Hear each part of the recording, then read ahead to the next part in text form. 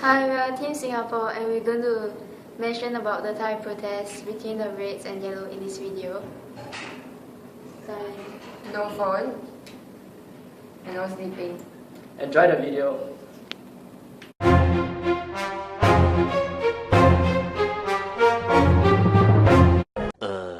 This is the map of Thailand. Here shows that most of the red shirts are concentrated at the northeast and south of Thailand, while the yellow shirts converge at the northwest and west of Thailand. So who are the main characters that we will be discussing today? Firstly, this is Mr. Thaksin Shinawatra, who was once a Prime Minister and is a part of the People Power Party known as the PPP, and his supporters are the red shirts. Secondly, the King and the People Alliance for Democratic Party, or in short known as PAD, are supported by the yellow shirts.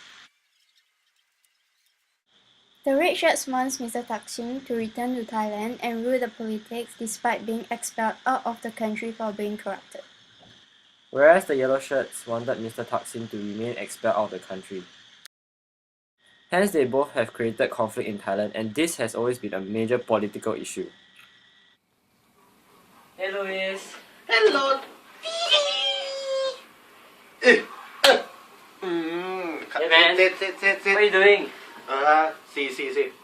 I'm watching an interview of my friend on YouTube in Thailand, sharing his experience in the country.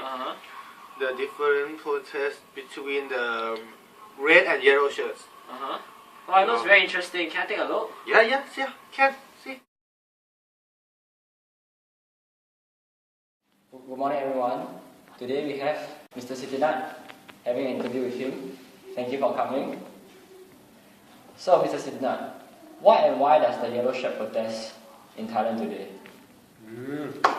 คือแบบว่าพวกเสื้อเหลือง Well, as you know, the Yellow Shirts are strong supporters of the King and the People Alliance for Democratic Party. In 2008, the period when Prime Minister Thaksin Shinawatra and the People Power Party was in power, he was caught for abusing his power and started doing many corruption activities, cheating the country's wealth and the money of many Thais. According to BBC News, during his role as a Prime Minister, he unlawfully acquired 1.4 billion through various corruption activities over the years.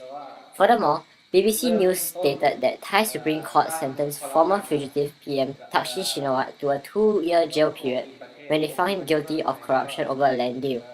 They also wanted the government to get rid of the red shirt, which has caused a toll in the country's economy.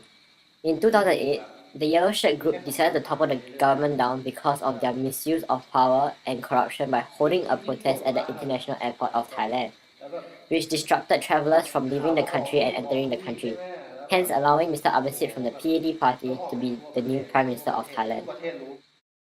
So, what about the red shirts? Why and what do they protest about? มันก็เหมือนกับเสื้อเหลืองอะ Similarly, like the yellow shirts, the red shirts are strong supporters of Thaksin and the People Power Party.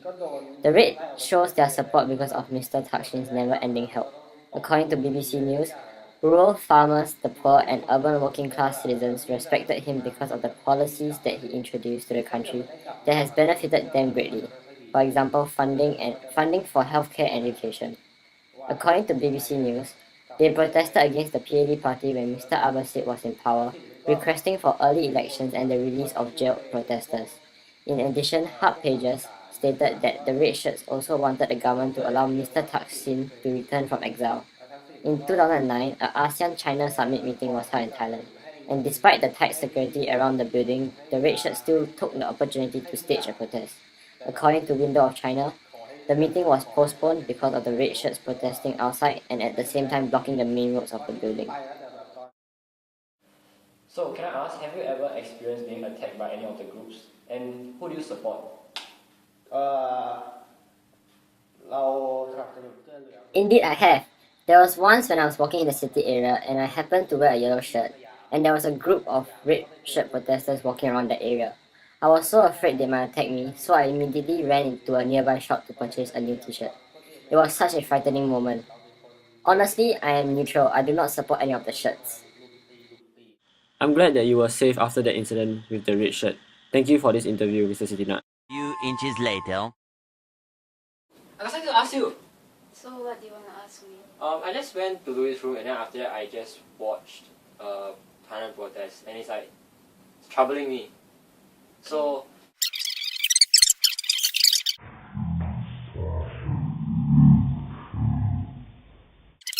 I'm just wondering, what was the government response? Oh. Why don't we search on YouTube? Okay.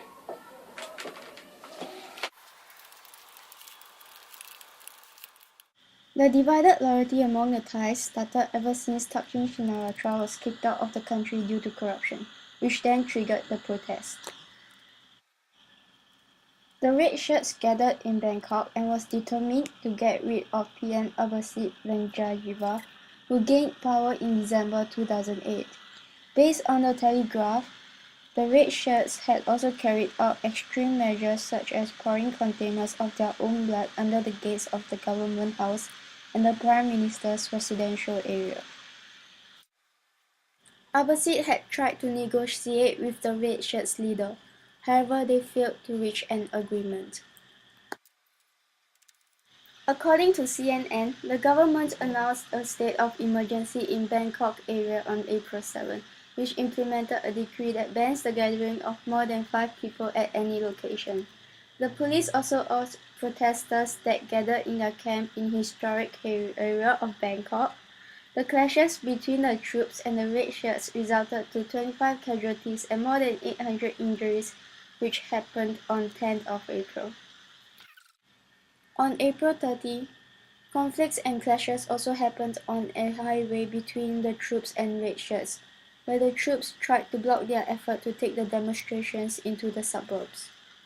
Abbasid then offered to hold elections again in November and dissolve the parliament only if the red shirts ends its occupation of the city centre, which happened on 3rd of May. From 7th of May to 8th of May, the red shirts said that they are willing to accept Abbasid's proposal.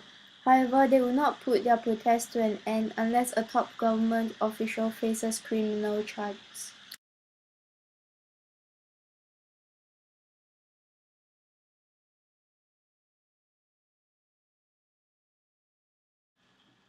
Government decided to withdraw its election offer on 12th of May and concentrated more of their effort on dispersing the protesters.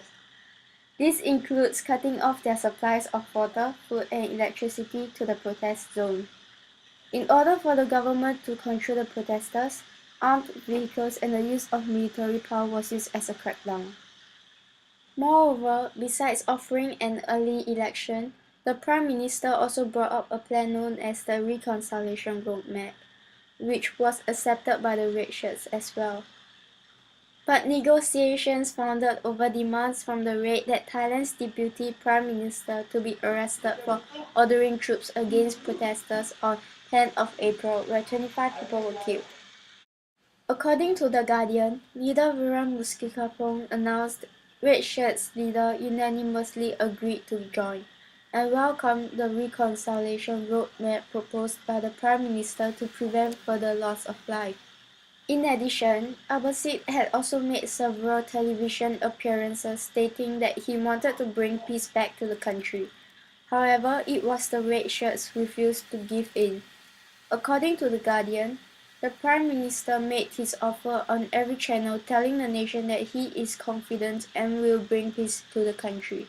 However, the protests carried on and the military has stepped in and staked out areas where anyone who tries to enter will be fired upon. Anti-riot police had also used tear gas against the protesters who tried to climb over concrete and barbed wire barriers so to block entry to the rally site. 2 hours later. Hmm.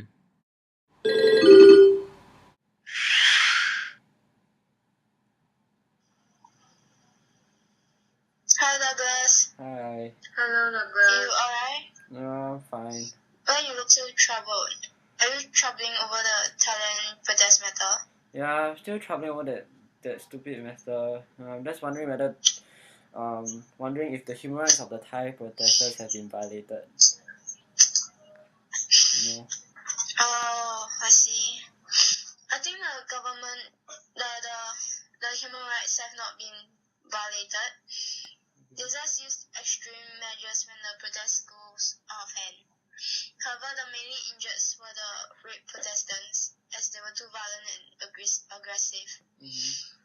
I found a source online which says that their measures were necessary because the raids were hurling grenades causing a threat. Hence, I don't think that the human rights are violated.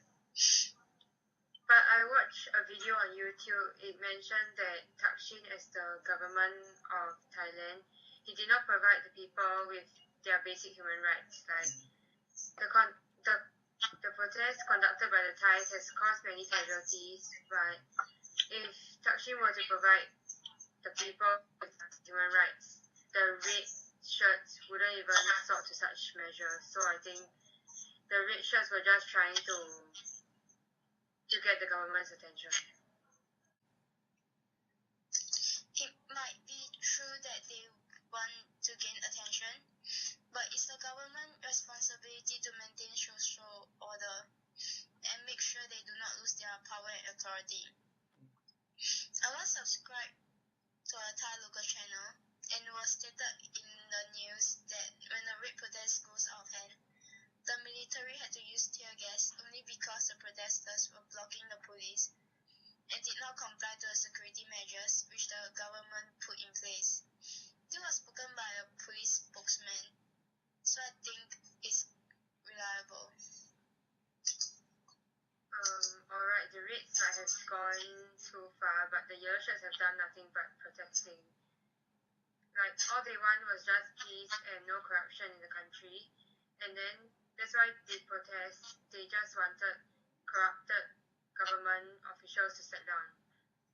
Like, what's more, people from the yellow shirts are injured because of what the government responded because of the raids protests. And supplies have been cut down as a response to the red shirts as well. So I think supplies are the basic rights of people and they shouldn't be removed no matter what.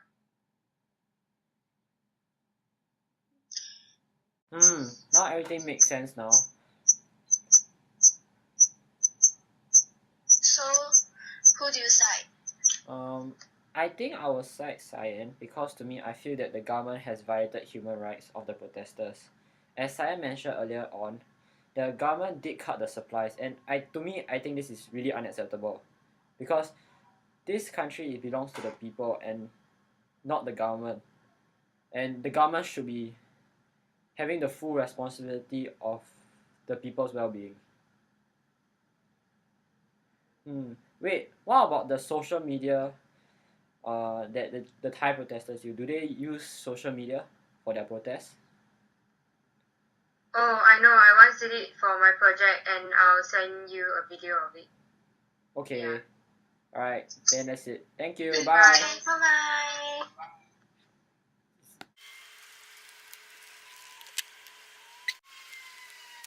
This article is one of the evidence to show that social media is used to track protests.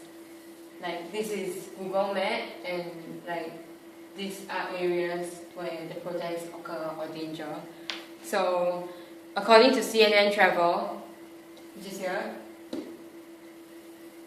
thousands of Bangkokians have been using social media as a means to share updates on the latest news and danger zones, as well as personal stories and opinions. In addition, CNN said that many residents share their personal videos and opinions about the violence on Facebook, in addition to articles, photos, and opinions on the events via their profile page in Thai. Other than protests in real life, protesters also communicate and organize online. With Facebook, both the red shirts and the yellow shirts have gathered citizens who took sides to join in the discussions on the government. Both pages are frequently updated with videos of latest news, events, and their personal opinions of the government. According to Mon Lake, there are fewer red shirts who are using computers and taking part in social networking sites. The number of people who like the page indicates that most of them are from rural areas of Thailand and are under poverty, not having access to these websites. According to my friend Louis, who has kindly helped us translate the content on the Yellow Shirt Facebook page, he mentioned that heated arguments and crude remarks could be found. There are even some negative comments of the government seen in these pages.